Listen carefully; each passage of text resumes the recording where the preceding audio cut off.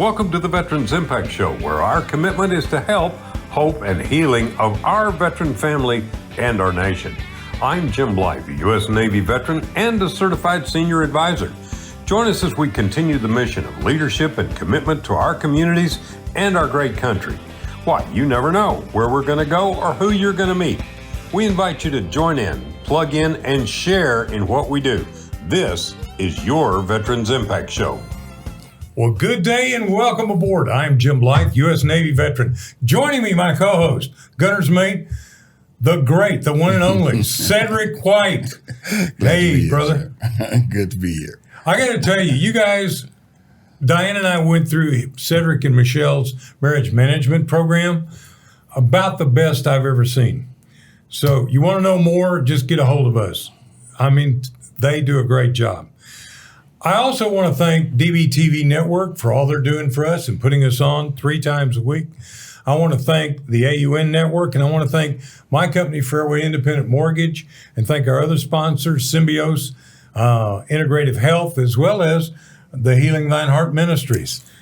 Guys, I got to tell you, when we talk about healing, when we talk about doing things in the community, when we talk about continuing the mission, I didn't quite realize it till I got recently involved with a gentleman, and I know how to spell continue the mission. It's called John Campbell, C-A-M-B-B-E-L-L. So I'd like to introduce you to Lieutenant General John Campbell, United States Air Force retired. John, welcome aboard. Jim, thanks for the invitation to be here. When you call, I come. Well, hey, the turnabout's fair play. You call me, and I'm there. I got to tell you, though, I knew you, and I'd gone to many of the NDBS programs that you guys have put on, which are amazing. And you took Robert Epstein's idea and you turned it into a fabulous program that once a quarter, you have some of the greatest speakers in the United States come. But in order to have those relationships, I'd like you to tell your story going back. What brought you to the Air Force? What motivated you to get in? And then what did you do? Because, man, I got to tell you, I'd almost need a whole tablet of paper to cover all of your accolades, awards, and experience. Well, I appreciate the opportunity to talk about that, because that really, I know we're going to talk about recruiting later, but what happened to me is really something that can happen to a lot of young men and women as they look for what the next step's going to be. A lot of it goes back to their experiences, and as a child, you and I are baby boomers. Yes, sir. So we grew up knowing what our dads did in the war, because all the dads went to war. My uncles went to war, my cousins. My dad was a B-17 pilot in World War II and was shot down, was POW for a year. And I grew up on a small family farm back in western Kentucky. And so we had a lot of opportunity to talk. And Dad was not reluctant to talk about his experiences. I know a lot of, some vets don't want to, but he talked. And so I heard about that. And I grew up with the idea that I wanted to go be a part of that. I didn't want to be a POW, but I did like the idea of being out learning to fly and having that camaraderie and that companionship and that fellowship. And so that sort of guided what I did. When I went to college, enrolled in ROTC and got commissioned and got selected for pilot training, and the rest is history. But that was the origin of my desire to serve. So you had that background. It's interesting when you say that. My Uncle Jimmy flew the 17, and he was shot down. He spent 18 months in POW camp and would never talk about it, never talked about it. Now, I have a real close friend who was one of my pilots from Vietnam in my squadron, and Dave Carey was a POW for 5.5 years in Hanoi. Yep. He has written a great book, and I think you've met him. I've introduced you to Dave Carey. Mm-hmm. And so it makes all the difference in the world when people open up and tell their story. Yeah, the World War II POWs in the German camps were probably treated about as well as any POWs have been in the history of warfare, much different from the experiences that the POWs in Vietnam had. Still, it doesn't make it easy. And my dad would tell you if he was alive, he said the only thing that got me through were the Red Cross parcels that he got. So I don't minimize that. But, if you haven't seen Masters of the Air, you ought to see that. That really brings to light. And my dad talked about his experiences, but never really conveyed what had to be the terror and the hopelessness of going up every day into the kind of environment that our airmen faced in World War II and the war in Europe, and then the POW experience. So it was a tough time. It really was. And same thing, I think, to a different degree with Vietnam, because our guys were getting shot out of them. I had 12 killed in action. I think also you took advantage of opportunities that were offered to you. In looking at your resume, you flew the F-35. No. F-15, F-16. F-15 and F-16. I wish. And they're both single pilot cockpits. That means the first time you flew that plane, if anything didn't go quite right, you didn't have anybody to fall back on. Oh, excuse me, instructor, take the controls. Well, actually, in the F-15, F-16, there were two-seat versions, and they were actually fully combat capable, but it was a single-pilot airplane. So you had the ability to transition in with an instructor pilot. Now, the newer airplanes, the F-35 and the F-22 and the A-10, are completely single seat. So the first time that pilot takes off, he's all by his own lonesome. I bet that's an interesting experience. Well, it is. The first time and you've done it too. The first time you soloed, I bet your knees shook when you taxied out. I know mine did. No, I was like, hey, you know what? But I'm going to kid you a little bit. My flight instructor after the Navy, and that was in 1978, was an ex-Navy commander flight instructor. And he taught me well.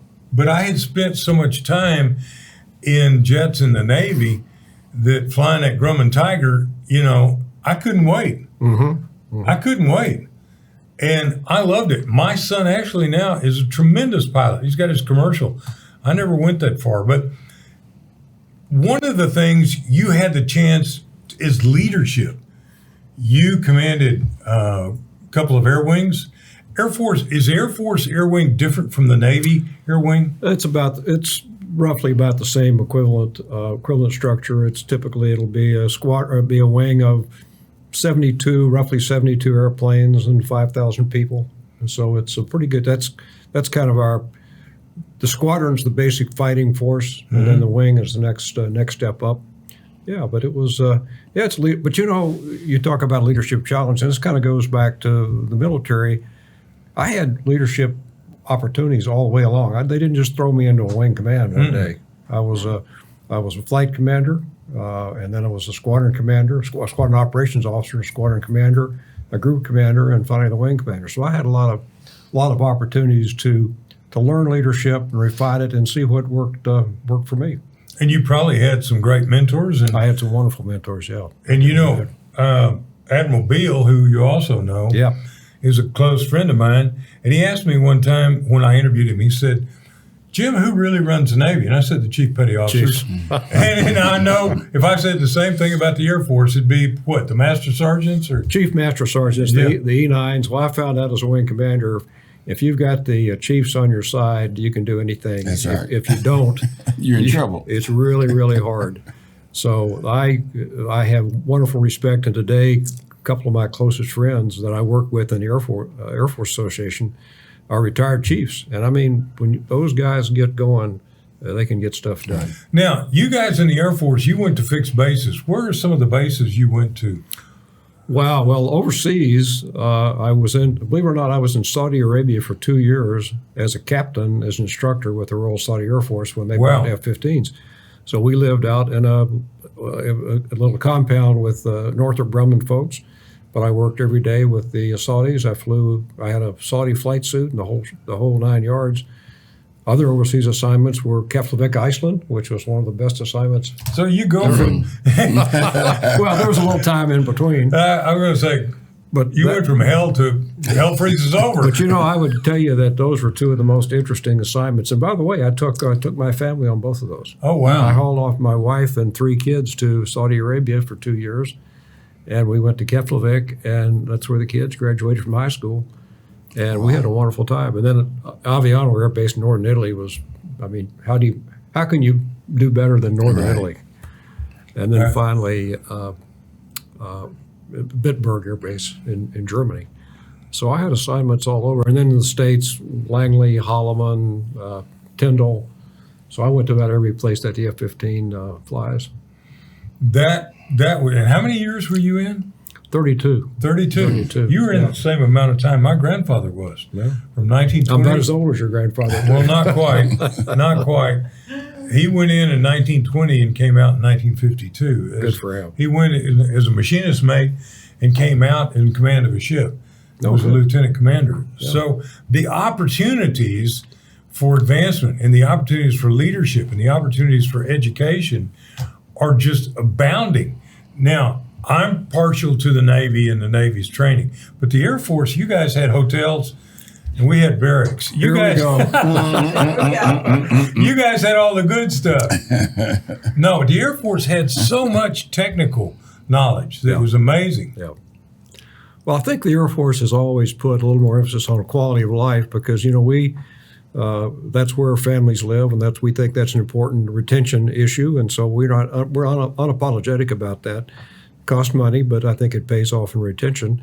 But my son, by the way, was a Navy officer. He retired after 20 years in the Navy, so I know that side of it pretty well. But there's a different set of priorities and a different set of mission imperatives, and so you adjust to the mission. Well, our deal was ships, Sure. And we not only had aircraft carriers, but the other types of ships, as well as surface, like you served on. Right. Yeah. And I don't know, how many deployments did you do, Cedric? I did 4. I did 2 Mediterranean deployments and then 2 Westpacks. So, Okay. And see, I did 3 Westpac in Vietnam in 4 years. Yeah. I know you did. Yeah. So I was there from 67 to 70 in some of the worst of it. But all of the people, you met obviously some of the most amazing people in your career. Can you describe or tell some stories about some of these people? Oh. Well, let's see. I had, I guess, one of the most memorable folks was a gentleman, General Joe Ashey, who retired as the commander of Space Command, I believe. General Ashey was a legend in the Air Force, one of my favorite people. He was a tough guy, and General Ashey, if you're watching, I won't say anything bad, because I have anything bad to say about you. A guy with high standards, but he taught me so much about leadership and about standards and about dealing with people. One of the things he said, and this is just an aside, one day he said, if you're a commander of a base and you're going to build a new building, he said, you got to pay attention to it, because if you give an architect free rein, he's going to come up with something that's architecturally pleasing, but it'll be non-functional. And there's a building you and I are acquainted with that I think falls in that in that category. So that's just a sampling. But the other thing he said one day, he said, somebody's got to be in charge. He said, if you're the boss, take charge. Make sure that you get out in front and lead from the front. Doesn't mean you got to do it all yourself, and that's where those chiefs come in. Right. They're the guys that get things done for you. But you got to take charge and be a leader. You can't be afraid to do it. Well, I believe in one of the things of being a servant leader. So I built my teams where I served. I did things, and there wasn't anything anybody did that I hadn't either done or wouldn't go do if we needed to get it done. And we worked as a team in the companies I ran outside of the Navy, where if something went wrong, I could call on any one of 3 or 4 people to go step in. That's something I learned in the Navy. That's something that you guys were taught as well. And again, I think the Air Force, because your space, your aviation, the technology there is so amazing. So the opportunities for young men and women in the Air Force are just limitless when it comes to all of these technology things that we live with now today, every day. Yeah. Well, the military I don't care what aspirations you have, if you have any for the rest of your life, there's a way to use the military to get trained for that. You bet. No matter what you do, there's a military specialty that does that. And the military will give you the best training in the world with the best instructors, and you'll work under the leadership of the best commanders who have been through the leadership crucible. And when you come out, you'll be a better person. And they teach instructors how to instruct. Sure. Right. I don't know of a single college professor that anybody ever taught how to teach. Right. That's a tough indictment. So many exciting things that you've done in your life and what you've achieved. I think it's just exciting to look at and to talk about. Some of the things that you've done honors the Defense Distinguished Service Medal, DDSM, the third highest medal behind the Medal of Honor and the Air Force Cross. That's what did you do to earn that one?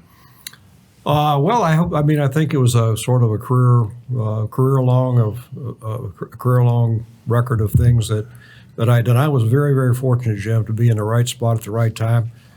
They used to joke, they said there are 4,000 colonels on the screen for brigadier general, and you could throw those records up in the air and pick the first 10 that land, and you'd probably have a pretty good cadre of folks. So part of it's luck and being in the right place at the right time.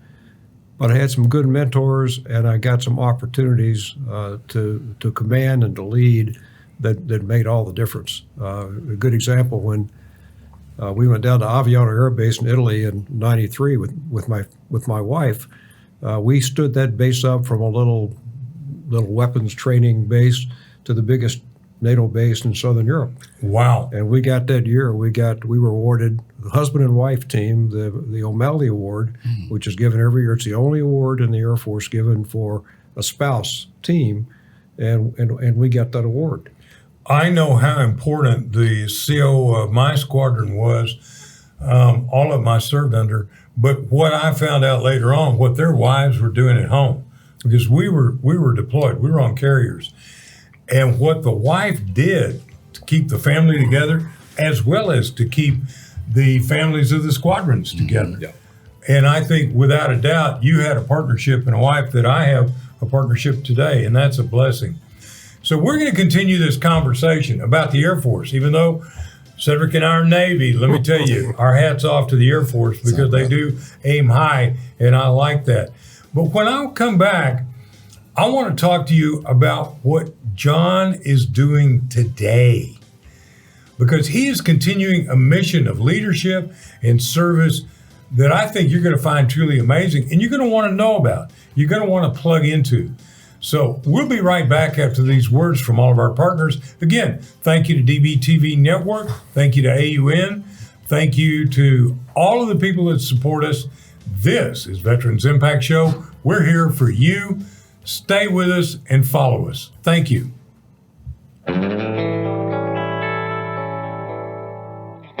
Welcome back, and thanks to our great sponsors, Fairway Independent Mortgage, Healing Thine Hearts Ministry, and Symbios Integrative Health.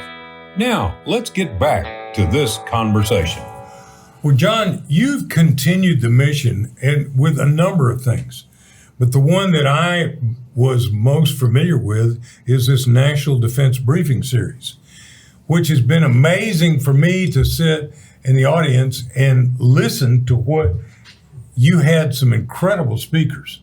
Matter of fact, I helped you get one of them, and Mark Lehman called me up and said, I need to talk about recruiting. I said, call Woody Beal. Yeah. He was vice commander of recruiting, and he's a close friend of mine. So by way of where I want to go sort of forward and back, how did you start NDBS? And tell me a little bit about some of the great speakers you've had. Yeah, that's been a lot of fun. We've had a great time with that. I think we've built it into something that's worthwhile. You mentioned earlier that it was the brainchild of Bob Epstein, and Bob is well known to probably a lot of your audience. But he's a great active fundraiser and community activist. He's involved in everything. And Bob had the idea that we ought to take some of the veterans organizations and pool our efforts so that we could work together. So we got Air and Space Forces Association of the U.S. Army, the Navy League, Military Order of the World Wars, and Jewish War Veterans. And we said we're going to throw our lot in together. We formed a board and elected officers. And our model was to bring quality speakers with substantive knowledge into the area. And it's more than just a 30-minute pitch and lunch and you go home. We want to have an interactive discussion with the audience. As you know, we have generally about a 45-minute Q&A session, which is where the real value, I think, comes out. So we do that quarterly over at Heritage Ranch Country Club in Fairview. Some of the speakers we've had included Admiral Pat Walsh, who I know you know, General Buzz Mosley, who was Chief of Staff of the Air Force, Ambassador Jim Smith, who was Ambassador to Saudi Arabia. We honor, by the way, on an annual basis, community leaders who have devoted their time and energy to veterans causes. And we just honored Joe DePinto, who's the CEO of 7-Eleven. And that was our annual fundraiser. We try to invite cadets because we think the real value of this is not us old guys, it's the next generation of leaders. So we invite free of charge cadets from Civil Air Patrol, Sea Scouts, Junior ROTC, and ROTC programs. So we only have 20 or 30 of those kids there. And we get feedback that says that they appreciate that. It makes a difference. Well, Diane and I are involved with Sea Cadets, and I'm helping you get a bunch of those. And what we hear from them is like, wow. And so you had one that you talked about what's going on in China. Mm-hmm.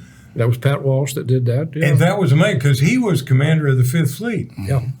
Now, a lot of people also don't know that Pat Walsh was vice CNO of the Navy and left the Navy, and he now is president of a proprietary school in one of the poorest neighborhoods in Dallas. Mm-hmm. And all of his kids are graduating, and most of them go to college, some go to the military, they go into careers.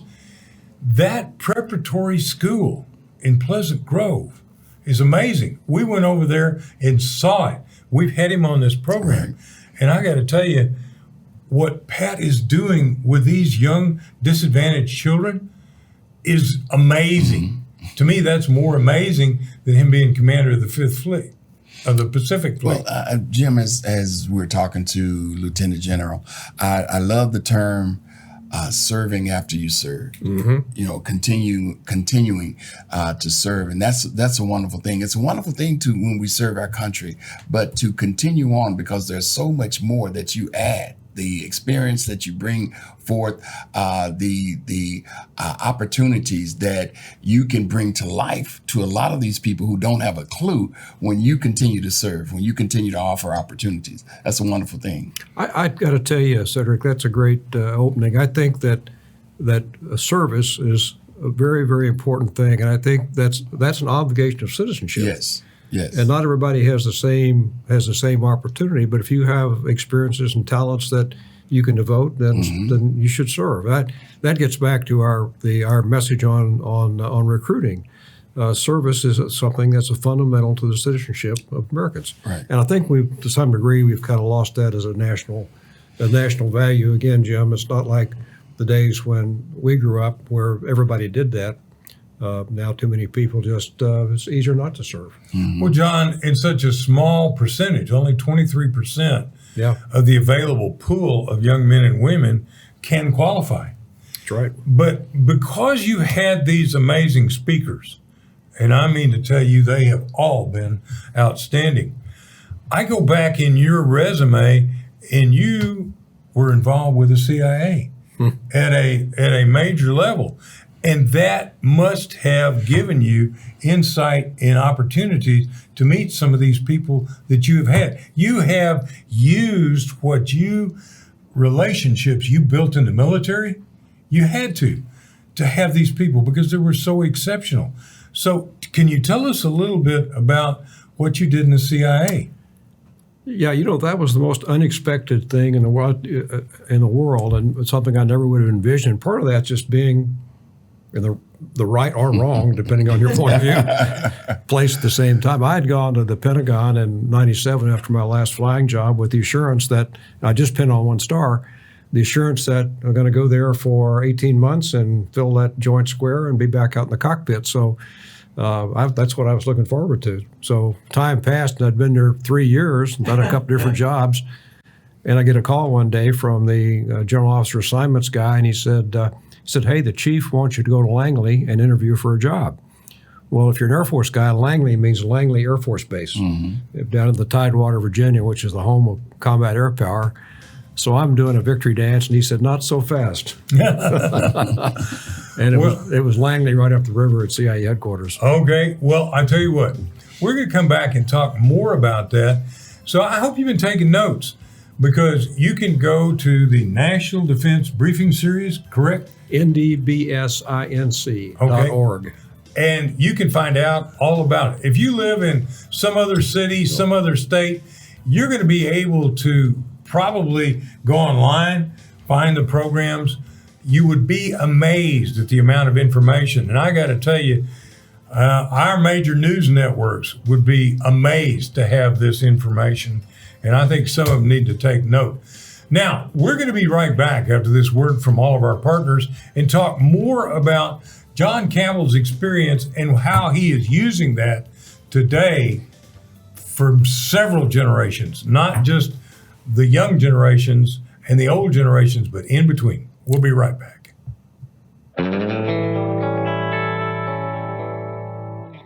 Welcome back, and thanks to our great sponsors, Fairway Independent Mortgage, Healing Thine Heart's Ministry, and Symbios Integrative Health. Now, let's get back to this conversation. Hey, Jim Blythe here, and I need to say a quick thank you again to my company, Fairway Independent Mortgage. My MLS number is 311-548. Our corporate one is 2289. We are an equal opportunity lender. We are the largest non-bank mortgage company in the nation. Just go to Fairway Independent Mortgage or fairwaymc.com. Look us up. We do a heck of a job. I really love it because we're a faith-based company, and I like that. It makes a lot of sense. Also, Symbios Integrative Health, one of the largest community care providers of medical in the United States. We're right here in Dallas, and I got to tell you, we're going to be doing a whole lot more across the nation over the next couple of years. And on top of that, Healing Thine Hearts. What you do in marriage counseling, Cedric, is so amazing. And one of the biggest problems with marriage in the military is, if the military wanted you to have a wife or a husband, they would have issued you one. Yes, sir. And so what you do to teach families how to come together, because that was one of the biggest things when we deployed. We were different. We couldn't take our family on a carrier. Right. No. And as a result, I saw families just implode Right. on the dock when we got home. And so what you do helps not only veterans, but active duty military. So I want to say thank you, and thank you for being a part. Let's go on. John, you then have done that. You're getting ready to do a special deal for the remembrance of the fall of Saigon. Tell us a little bit about that, how that came about. Yeah, that's going to happen on the 30th of April this year. It's going to be down at the National Medal of Honor Museum in Arlington. Just opened last month, so it's a magnificent facility. There are two big events, two big dates to remember in Vietnam. One is the signing of the Paris Peace Accords in 1973 that really signaled the end of U.S. active fighting in Vietnam and let us bring the POWs home. And we had a commemoration of that 2 years ago at the Frontiers of Flight Museum in Dallas. I think you were there for that. Mm-hmm. The other big date, though, is 30th of April, 75, which was the fall of Saigon and the evacuation of remaining U.S. personnel and about 6,000 at-risk Vietnamese. That was the beginning part of the Vietnamese exodus from there. And so that's what we're commemorating next week, the 30th of April. And it's, I think it'll be a nice ceremony. We were cautioned early on. They said, this is not a celebration. Because this is a very, very sad day for the Vietnamese community because it was the end of their country. That's the day that the North Vietnamese accepted surrender and Saigon fell. There's a really interesting part of the U.S. Evacuation. Operation Frequent Wind was the operation to evacuate the U.S. personnel. And so that's a story that's not well understood, but we'll talk a little bit about that at the event. But we'll have 4 speakers that'll bring a different perspective to it. This is it's aided by the DoD 50th Anniversary Commemoration Office, which is set up several years ago just to help out with the commemorations across the country involving the 50th anniversary. So the commander of that, General Ed Crystal, will be there. He'll talk. Major General Viet Long, who is the senior U.S. officer who was born in Vietnam, will be there. Alan Clark going to speak. A lot of people know Alan. Alan lost 2 legs there, and so he'll speak.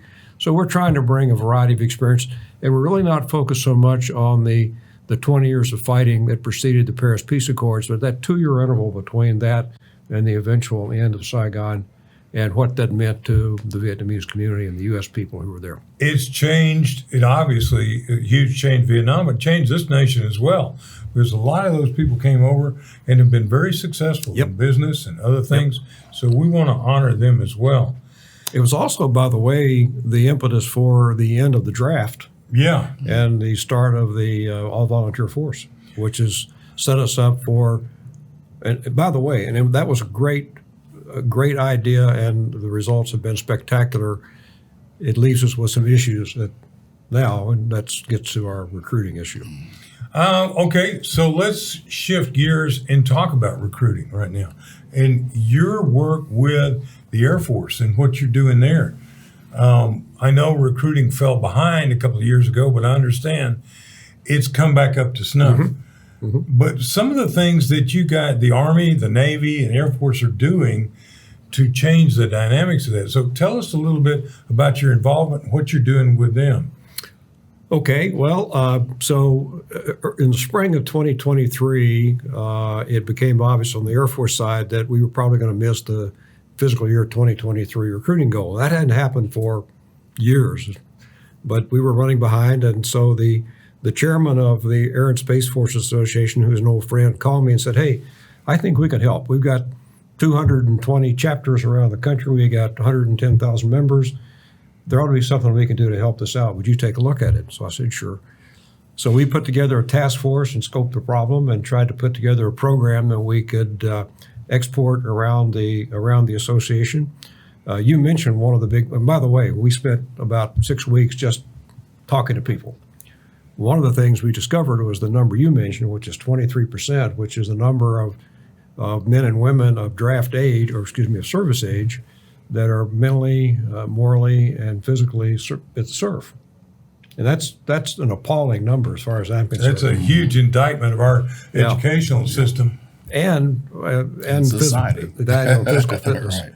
Right. And the other number that's a problem is that only less than 10%, 9% to be exact, of that cohort is even aware of the military, has ever heard about the military, has ever talked to a veteran.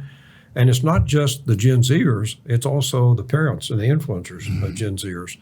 So we came out with 2 pillars to our program. We spent a year putting this together, but we have 2 pillars.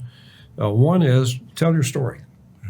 If you're a veteran, look for opportunities to tell your story about what you did, why you served, what you learned, and why it's something that at least should be considered. And the other is get out to know your recruiters. Help your recruiters because many times they're new to the community, and just getting them settled in will be helpful. And a good example, the commander of the 344th Recruiting Squadron in Arlington, we introduced him to the mayor of Arlington, and he got the mayor to be an honorary squadron commander. So that gave him that gave him a foothold in the community that would have taken a long time. So we tell our people, hey, we're not recruiters. We got professionals for that. What we want to be are influencers who inspire service, and inspiration is the key word. Don't you think also, John, one of the most important things about that are the opportunities? You know, a lot of people seem to think, oh, if I go in the military, I'm going to be a ground pounder and I'm going to be basically front lines of combat and I'm going to get hurt. Well, no. About 10% of the people are actively involved in combat, correct? That's pretty close, I'm sure. And within the Air Force, you got Air Force combat controllers, but for the most part, the Air Force are on bases, and you're more involved in many of the absolutely necessary technical deals, the new things with drones and all of this, and cyber security as well.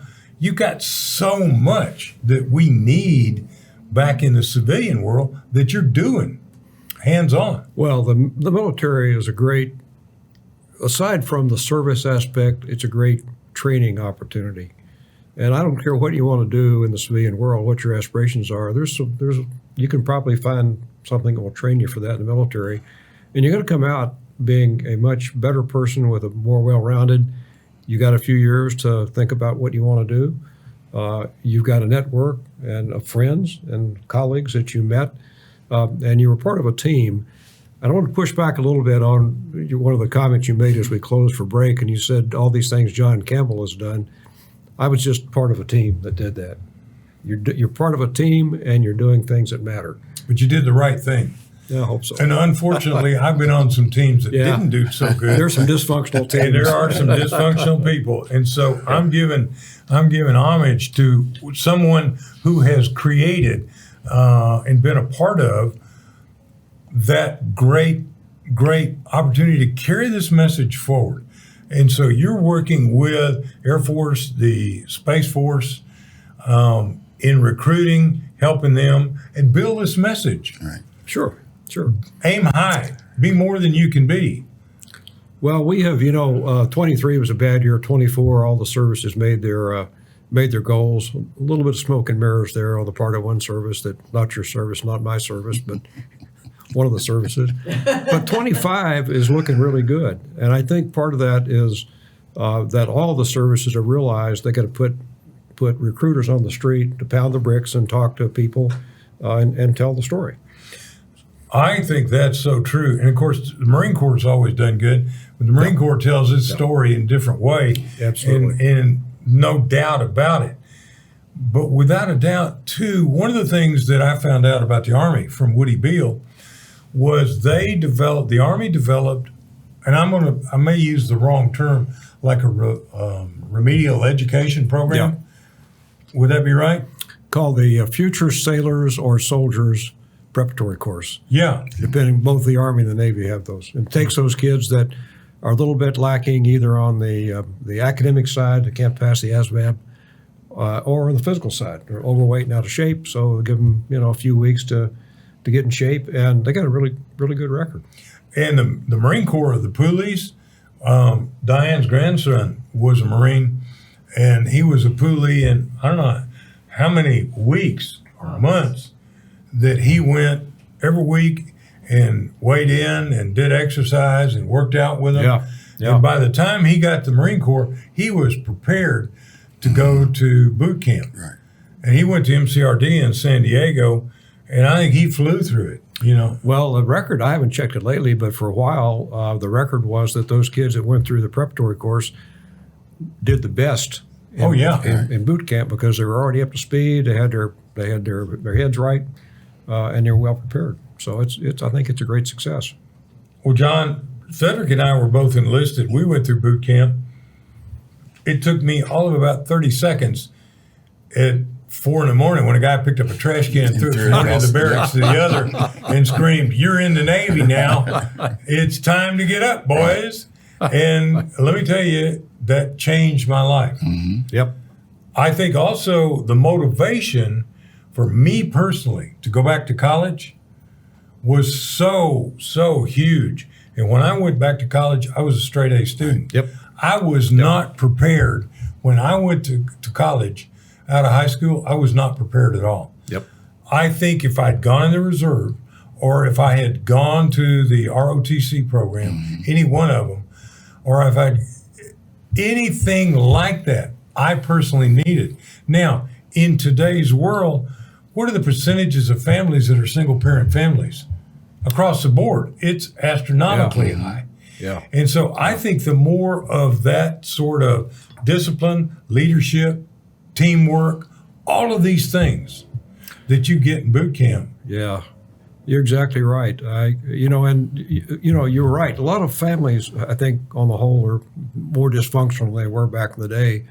That's why the role of mentors and influencers in these kids' lives can be so important. I mean, you talk to kids and say, why did you end up here? They say, well, my uncle talked to me, or my neighbor talked to me, or my friend next door enlisted and came back and talked to me. So don't underestimate the influence that you have just with a single word or single contact or single event.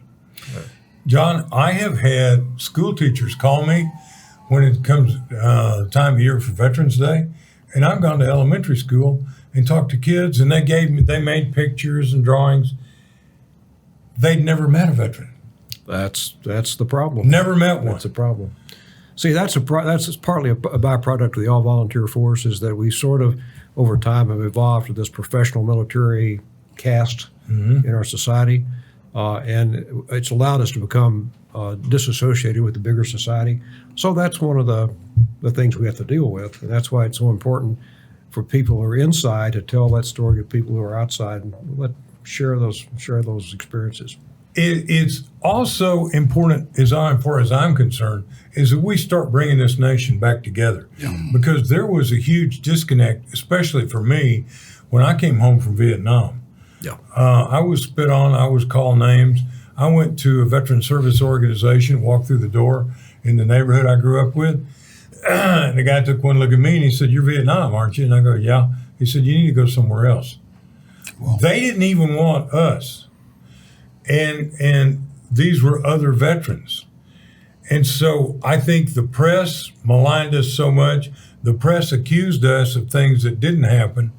And the press made us the bad guy in a deal that was really being caused in Washington. We didn't have anything to do with it. We just carried it out. A couple of comments on that. Well, that's one of the things we want to do at our event on the 30th is, and I hope we have a lot of Vietnam veterans there, is just say to them the thing that nobody probably ever said, which was thanks for your service and welcome home. Yes. And we say that all the time now to our current service people who come back from deployment. But back then, I had the same experience. I didn't serve in Vietnam, but I was a Vietnam-era veteran, and I had that same experience. So I know what they're going through. The other part of that is, though, that as we honor the Vietnam veterans, we got to be a little bit careful about not characterizing that as the way we treat service people today. Right. Yeah. Because if you're not careful, you look at that and say, oh, well, we don't like service people. We do today. We treat them very well. We respect their contribution. When they come back, we honor them as the leaders in our society. So we want to honor the Vietnam veterans, but not characterize that as the way that we see veterans Absolutely. today. And we are not all wounded warriors either. That's right. That's the other thing. I think that's one of the biggest problems is everybody's got the image, and Woody Beal and I talked about this a lot, that a lot of the advertising for some of these VSOs paints all of us as being whacked out PST, double amputees. And let me tell you something.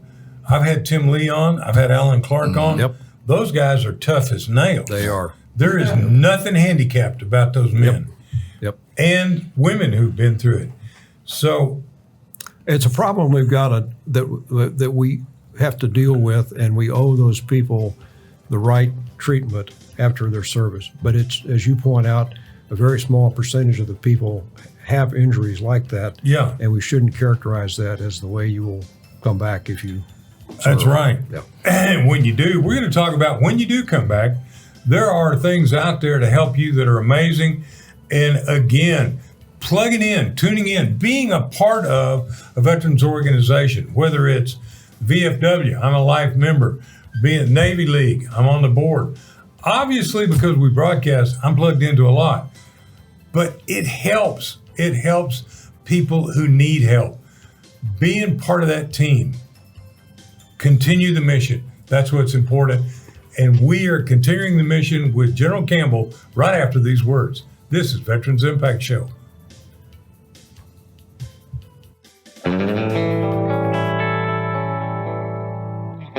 Welcome back, and thanks to our great sponsors, Fairway Independent Mortgage, Healing Thine Hearts Ministry, and Symbios Integrative Health. Now, let's get back to this conversation. General Campbell, this has been amazing to really get to know you and to do the research that I did to know you better. Because your leadership, and you're not the only one, because you have built great teams. Other men and women have come to meet, have built great teams. That's just part of being in the military, is team building, isn't it? Sure is. Yep. And I think that's what's so terribly important. And that's the message that we need to get out in recruiting. Be a part of a great team. Be a part of something bigger than you are.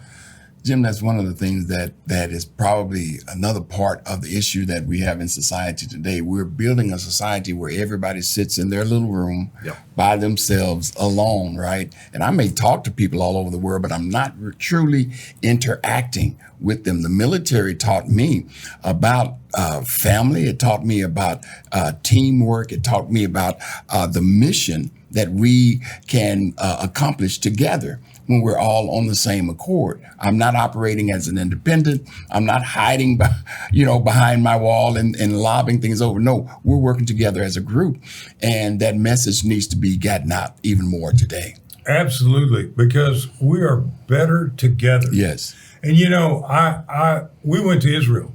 I want to give you a good example. We went to Israel in 2017. We met a lot of people. We met a number of Arab people. We met some merchants. And we found out over 500,000 people were going through the border and working in Israel in technical industries and great paying jobs. If all the anger that Hamas and all of these people had been channeled into working together, it'd be a different story. That would be one of the most powerful nations in the world, working together. So therefore, instead of the negativity and tearing us apart that we see on some of the television networks, if we start working together, imagine what we could, there's nothing we couldn't overcome. Exactly. And when we worked with the Air Force, there was nothing that we couldn't overcome in Vietnam, because it was the Air Force guys in the OV-10 that were directing us to come in to save the Marines. Right. Well, here's the wonderful thing, from the Navy, Air Force, Marine, Army, Coast Guard, whatever, we give each other a hard time. But when it comes down to where the rubber meets the road, we're on the same team looking to accomplish the same goal. And that is to protect, number one, our wonderful country, and then to protect other nations that we're working and we're allies with. And I think continuing the mission of education and telling people what's available. Yes. Because the press in Vietnam really took advantage of us and hurt us bad. And there's a lot of elementary school or a lot of schools that don't want our OTC programs in the school. They don't want the recruiters. That's a bad mistake, because there are things that those recruiters can bring information to the table. If a kid wants to go to college, there are ROTC programs. Air Force has got great ones. Yeah. Well, that's one of the things we try to work on and that is actually an area where our citizen advocates can help, because they have influence on school boards and principals, and sometimes it's a matter of school policy about recruiter access, and recruiters are supposed to have access. Doesn't always work that way. So that's the thing we think we can do to help. Just, if you're on the school board, encourage that. If you know the principal, talk to him and say, hey, why don't you have these recruiters in? Yeah, because there's so many single parent families who kids really need a chance, and the military may be the best way to get the best education. And the other side of that is going into the military reserves, Air Force, Navy, Army, all of that gives you that opportunity to start a career, have an education, but also get that military training. Yep. So, John, is there anything I missed in all the exciting things you do? Well, my wife said, I thought you retired. And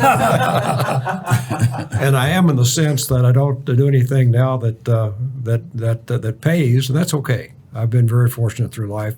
I gave up my last consulting job. I told her it's the first time, and since I was 21, I haven't had a security clearance or a paycheck.